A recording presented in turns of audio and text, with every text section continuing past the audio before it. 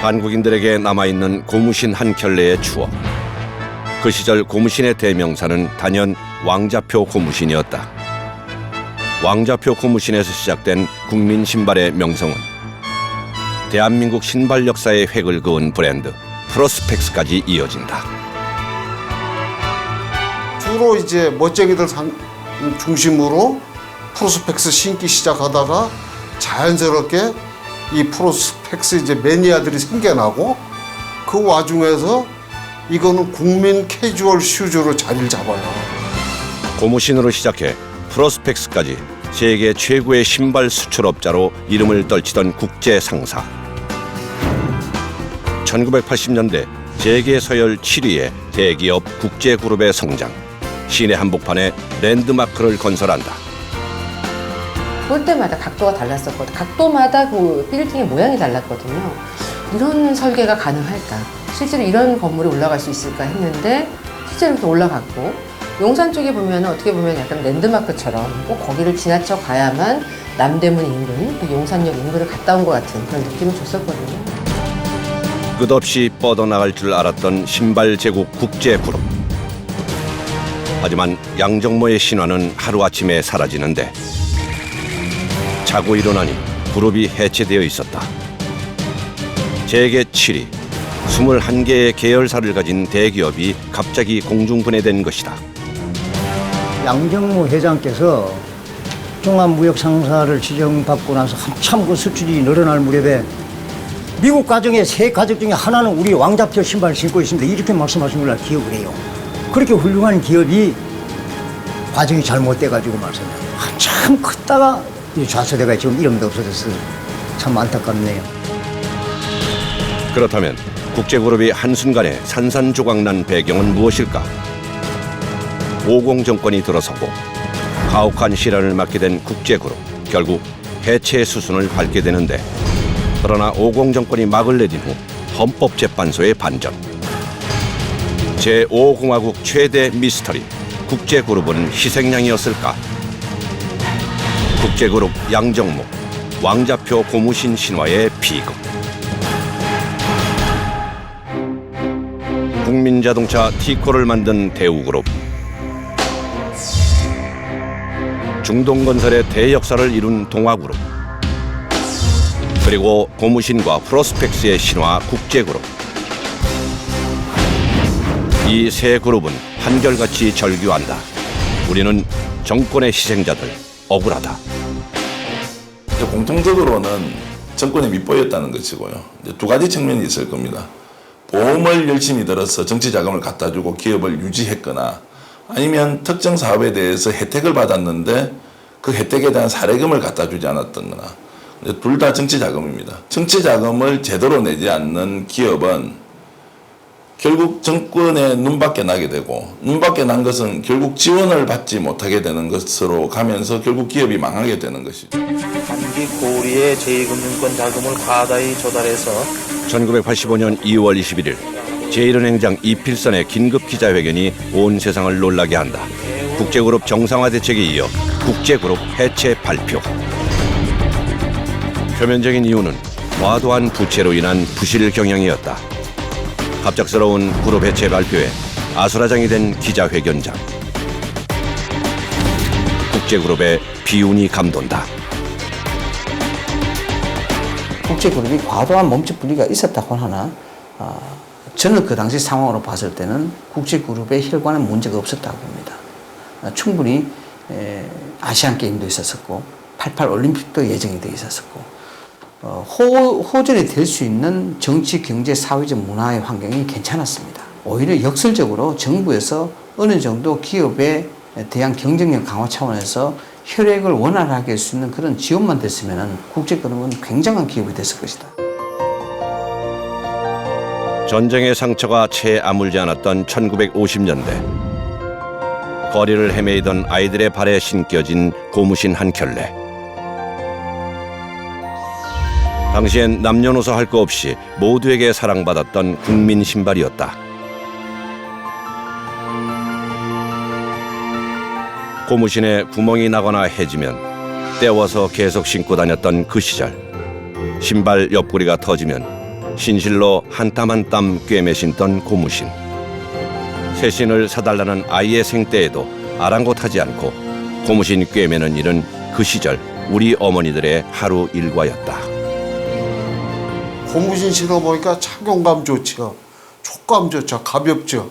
비와도 안 새죠. 이거 엄청난 대박입니다. 그래서 그 당시에 이 고무신 가격이 어느 정도냐면 집신보다 한 4배에서 5배 정도 비쌌어요. 그럼에도 불구하고 사람들이 경쟁적으로 이제 이 고무신을 사신기 시작하면서 일제 강점기 일본에서 전해진 고무신은 지리산으로 가까운 부산에 먼저 보급된다.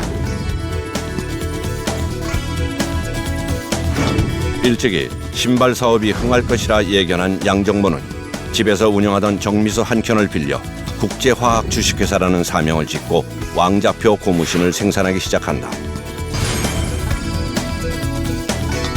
이곳이 부산 제1의 향토 기업 국제그룹의 모체가 된 셈이다. 그때는 일본 자본으로 전부 다 사업을 했기 때문에 조선 자본으로 사업할 수 있는 사람이 그렇게 많지는 않았습니다. 물론 뭐 범표 고무라든가 말표 고무신이라든가 이런 것들이 나중에 해방 후에도 상당히 선전했었고, 그 당시 이제 동양 고무죠. 그게 이제 요즘에 화성입니다. 요즘 화성인데 그런 업체들이 부산을 기점으로 해서 굉장히 발달된 시기였습니다. 그러나 아무래도 이제 고무신 같으면 말표 고무신도 있었고 기차표 고무신도 있었습니다만은 왕자표 고무신이 그 절대적인 어떤 브랜드의 가장 우위를 차지하게 되죠. 고무신의 수요 상승으로 부산 일대엔 고무신 회사가 급격히 늘어나고 말 그대로 고무신의 춘추 전국 시대를 방불케 했다. 그러나 경쟁에만 급급한 나머지 불량품이 쏟아져 나오고 고무의 질이 좋지 않아 고무신이 찢어지기 일쑤. 추운 겨울에는 깨지기까지 해 온전한 고무신을 신고 다니는 날도 흔치 않았다. 이에 품질의 승부를 걸어보기로 한 양정모. 전국 각지를 돌며 고무 배합 장인을 찾아 나선다. 마침내 군산에 있는 경송 고무사에서 장인을 만나게 되고, 고무 배합 장인은 양정모의 삼고 철여에 함께 일하기를 허락한다. 그 이후 왕자표 고무신은 승승장구한다. 잘 찢어지지 않으면서 다양한 색깔의 고무신까지 왕자표 고무신은 전국적으로 인기를 얻는다. 제일 힘든 게 백색 고무신이거든요. 백색 고무신을 만들어요. 거기다 장화, 우화 이런 것도 만들어냅니다. 그러다 보니까 이제 이게 국제 이제 왕자표 성과가 조금씩 이름이 나는데, 결국 그것이 뭐냐면 매일 아침에 보면 이 범일동 공장 앞에 문도 열기 전에 전국에서 온 이제 그 중간 상인들이요 줄을 서 있어요. 그러니까 딱 나오면 다 없어졌어요.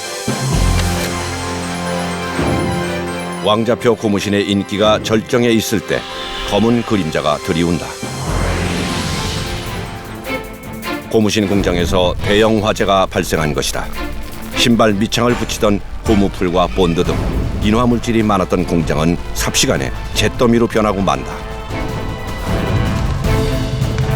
60명이 넘는 어린 여공들의 죽음, 대형 참사로 위기가 찾아온 것이다. 대형 화재 사건이 발생하죠. 여자 종업원들 포함해서 66명이 불에 다 숨집니다. 불이 났습니다. 그래서 그 당시 부산에서도 그렇고 뭐 언론에서도 이제 국제 왕자표 고무신은 거의 망한다 이렇게 됐었습니다. 망하게 된 것이 기정사실이고, 지금도 뭐 66명 사망했다면 대형 사건인데 1960년 당시에 66명이 죽었으니까 얼마나 큰 사건이었겠습니까?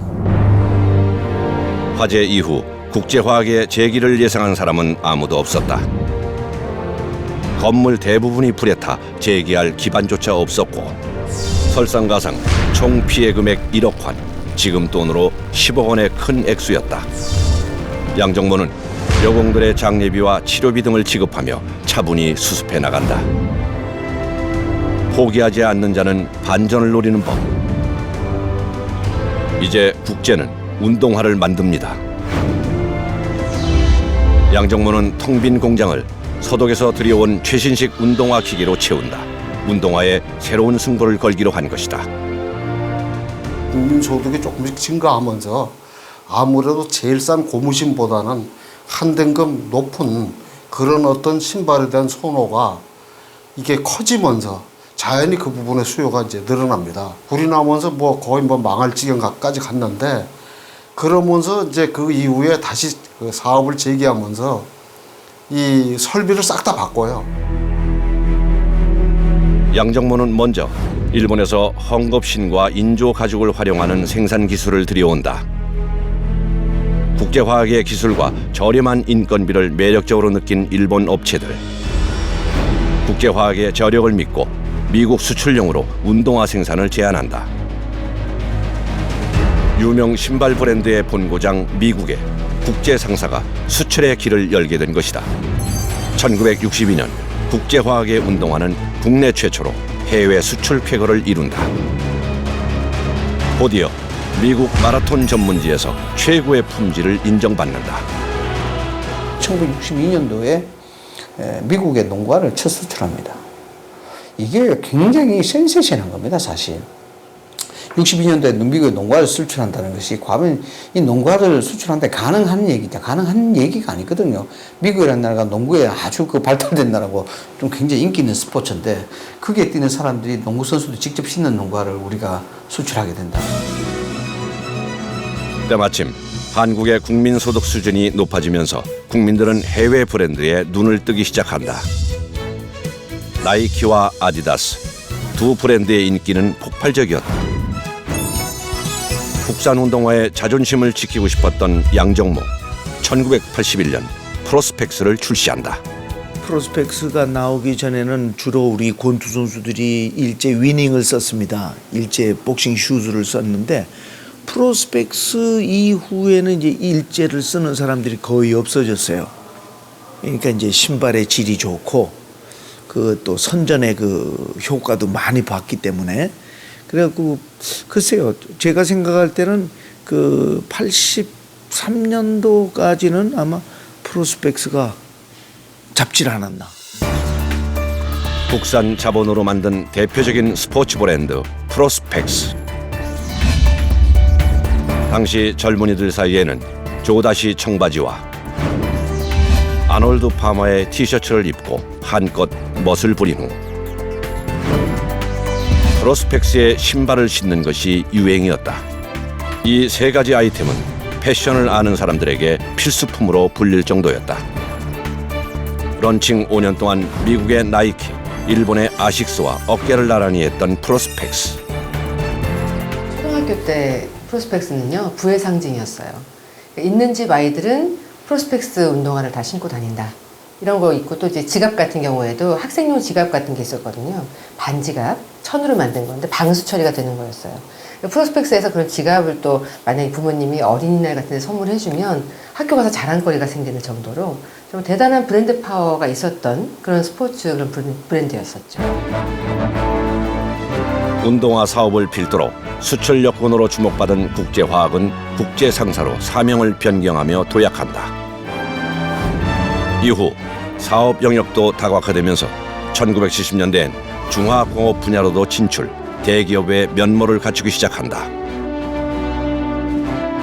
국제그룹이 사용했던 사옥만 봐도 당시의 위상을 짐작할 수 있다. 63빌딩과 함께 한국을 대표하는 빌딩으로 선정되었던 국제빌딩. 1984년엔 아름다운 건축물상까지 받으며 그룹 성장에 탄력을 받게 된다. 80년대 접어들면서부터 시작해서 국제그룹이 굉장한 기업으로 발돋움합니다. 뭐 84년도까지만 하더라도 매출이 약 한 8조 정도 가까이 매출이 달성이 되죠. 수출만 하더라도 9억 달러가 넘습니다.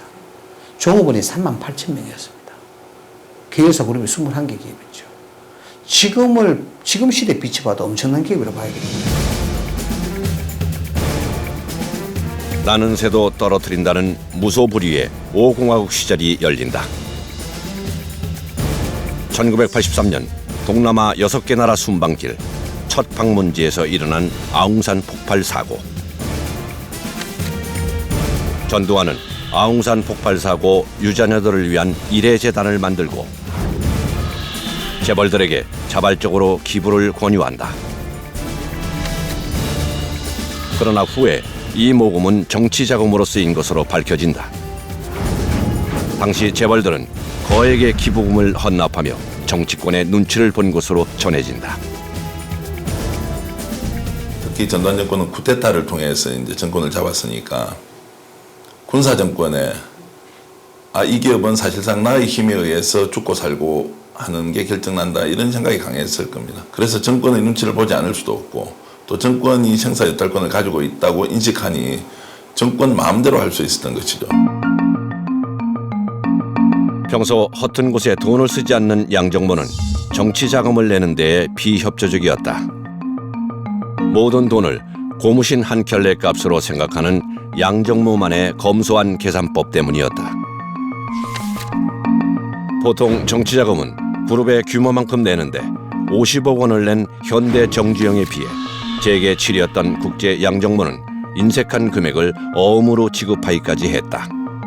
양정모 회장의 성품이 대단히 꼬장꼬장해요. 호락호락하지 않아요. 뭐 그 당시에 관치금융시대 때 재무부나 은행이 왕 아닙니까? 재무부나 어느 중무은행이 얘기한다고 그래도 별로 두려워하지 않는 그런 성품이에요. 정권 실세에게 밉보인 것은 양정모의 부인 김명자도 마찬가지였다. 평소 재벌 총수 부인들과 모임을 자주 가지던 영부인 이순자는 다른 부인들과 달리 자신에게 덤덤한 김명자가 못마땅했다. 게다가 평소 패션 센스에 민감한 이순자 여사, 자신보다 더 좋은 옷과 장신구를 착용한 김명자를 고가화했다는 세간의 얘기도 전해진다. 또 그 양정모 회장의 부인이 되게 약간 무뚝뚝한 스타일, 사교성이 많은 그런 성격이 아니기 때문에 예를 들어서 뭐 청와대와 어떤 행사가 있다거나 파티가 있을 때 이렇게 회동을 하는 자리에서 그때 당시 영부인이었던 이순자 씨에게 살갑게 하지 못했던 것이 밉보인 원인이 됐다더라. 그 부인이 입었던 한복이 이순자 여사가 느낄 때는 자신이 입었던 한복보다 더 예쁘게 느껴져서 그때부터 그 패션 감각에 더 뛰어난 것에 대한 질투를 하기 시작했다. 이런 소문들이 정말 파다하게 퍼졌었습니다. 정권의 표적이 될 무렵 프로스펙스의 붐을 타고 덩치 불리기에 열을 올린 국제그룹은 무리하게 끌어다 쓴 대출로 높은 부채를 기록하게 된다. 심각한 상황이 엎친 데 덮친 격이었다. 또한 국내외 내노라는 브랜드와의 경쟁에서 무리한 사업 확장으로 휘청거리기 시작한다. 국제그룹이 위기 상황에 다다르자 호평일색이던 국제그룹 사옥에도 무리를 했다는 평이 뒤따르는데 국제그룹이 창업 이래 가장 공급 경영을 했던 데가 70년대입니다. 이때 엄청나게 세를 불리거든요. 이때 그 유명한 부산 최대의 이 철강회사 연합철강도 이때 국제에서 인수를 하지요. 당시에 연합철강이라 그러면 덩어리가 거의 포철만한 거거든요. 각지의 뭐 골프장, 호텔, 그 다음에 용산에 어마어마한 이제 이 본사 사옥 마련 이런 식으로 해가지고 지출을 많이 했어요. 1985년 총선, 전두환은 부산을 공략해야만 했다. 신민당 김영삼을 이기기 위해서였다. 삼김시대의 대표 주자로 불리던 김영삼은 전두환 대통령 취임 이후부터 정권의 정통성을 문제 삼으며 권력에 도전해 오고 있던 상황.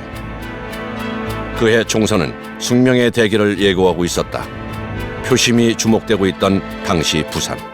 전두환 대통령의 지원 유세를 앞두고 있던 상황. 그런데 부산 상공회의소 소장이던 양정모는 하루 만에 현장을 떠난다. 갑작스럽게 여인 막내 아들의 49제를 치르기 위해서였다. 부산 지역의 대표격인 기업 총수의 불참은 있을 수 없는 일이었다. 부산 이제 상공회의소 소장 아닙니까? 그러다 보니까 부산 지역 재계 대표예요. 양정모 회장은. 그러면 각하를 끝까지 수행을 해야죠. 왜 또 거기서 또 각하 없던 이제 안 보인 겁니다. 다른 재벌들은 다 집어치우고 부산 내려가서 대기하고 있는데 실상 각하 옆에서 시중들어야 될 사람이 없으니까 어떻겠어요? 양정모가 자신을 무시했다는 생각에 분노를 금치 못한 전두환 대통령. 선거 참패 또한 화를 돋우었다. 전두환은 화살의 시위를 당긴다. 당시 재무장관 김만재를 불러들인 전두환. 부채로 허덕이던 국제그룹의 주거래 은행에 지시를 하게 된다. 국제그룹의 어음 거래를 담당하던 제1은행은 발행 어음을 부도 처리하며 목을 조이기 시작한다.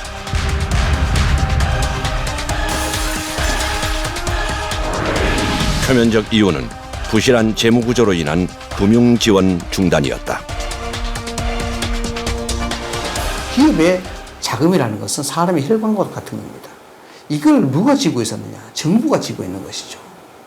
부채 비율이 924%이긴 합니다만, 그러나 이 부분이 자금이 원활하게 돌게 되면은 기업은 영위를 합니다. 존속이 됩니다. 그러나 이 기업에 대한 자금, 혈맥을 누가 잡고 있느냐? 그걸 정부가 잡고 있기 때문에 여기서 어느 순간만 막는다 하더라도 소위 환매체를 통해서 기업을 자금을 유통했다는 그러는 거 아닙니까? 환매체를 정부가 주도하게, 정부가 못하게 만들어보면 그게 일체부도난 거예요. 자금줄이 막힌 압박감 속에서도 희망을 잃지 않았던 양정모 회장. 그러나 갑작스러운 그룹 해체 소식은 그야말로 청천벽력이었다.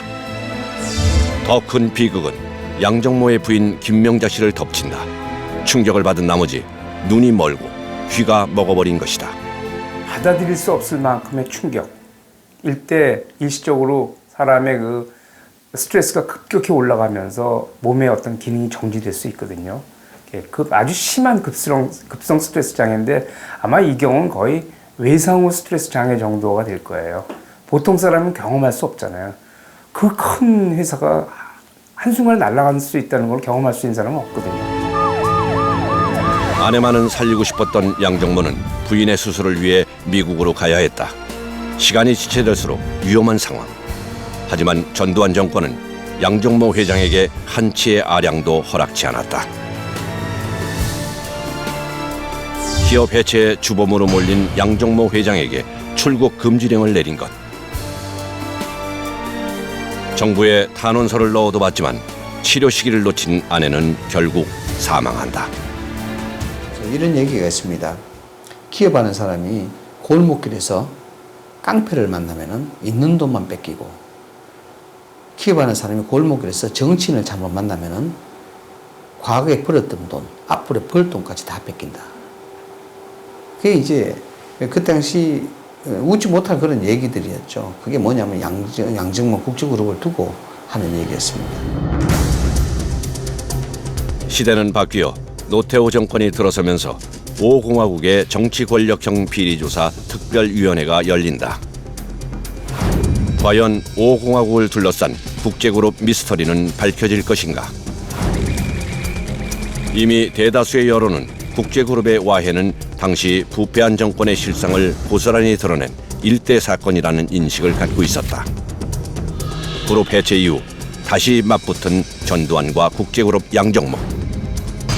부실 경영이 국제그룹의 해체 원인이라는 전두환의 주장에 순전히 정권의 농락이라고 주장하는 양정모. 오고 가는 날선 대립 속에 청문회는 그렇게 끝이 난다. 권력을 가지고 있는 사람이 기업인들에게 대등한 관계를 유지한다는 것은 아마 상상하기 어려웠을 것 같고요. 그런 면에서 양정모 회장이 전두환 정권의 실체에 대해서 제대로 읽어내지를 못했다. 그래서 군부 정권이 갖고 있는 특성과 기업인으로서 성공 진화를 써 나갔던 양정모 회장의 이제 판단 오류, 이런 것들이 겹쳐지면서 일방적으로 찍히는 그런 행동을 했다고 볼 수 있겠습니다. 청문회가 끝나고 양정모는 국제그룹 복권추진위원회를 발족하며 국제그룹 되찾기에 힘을 쏟는다. 그리고 7년 뒤 양정모는 노력의 결실을 맺게 된다. 헌법재판소로부터 국제그룹 해체 조치는 부당하다는 판결을 받은 것이다.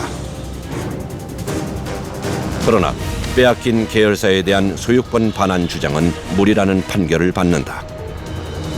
비운의 기업인 양정모, 결국 비통함을 안은 채 생을 마감하게 된다. 어떻게 평가하는지 모르겠습니다만 역시 온화의 그 경영 자세하고 기업 문화하고 또 시대 상황에 적응하는 거와 위험 관리 뭐 이런 것이 복합됐다고 봐야 되지 않겠습니까? 고무신 공장에서 시작해 대한민국 신발의 역사를 새로 쓰면서 한때 세계 7위의 대기업이었던 국제그룹. 대한민국 신발 산업의 선구자, 비운의 기업인 양정모는 떠났고 국민 신발을 만들었던 국제그룹은 우리에게 신기루처럼 남아있다.